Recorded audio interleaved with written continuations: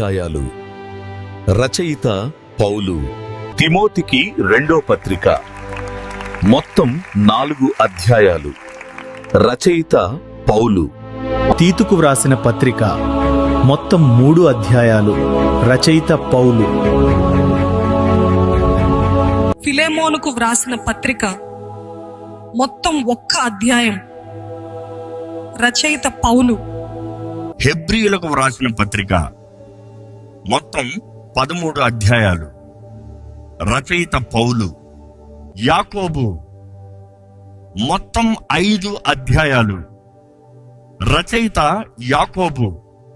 మొదటి పేతురు. మొత్తం 5 అధ్యాయాలు. రచయిత పేతురు. రెండో పేతురు. మొత్తం 3 అధ్యాయాలు. రచయిత పేతురు. మొదటి యోహాను. మొత్తం 5 అధ్యాయాలు. రచయిత యోహాను. రెండో యోహాను. మొత్తం 1 అధ్యాయం. రచయిత యోహాను. మూడో యోహాను. మొత్తం 1 అధ్యాయం.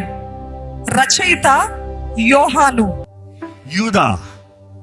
మొత్తం 1 అధ్యాయం.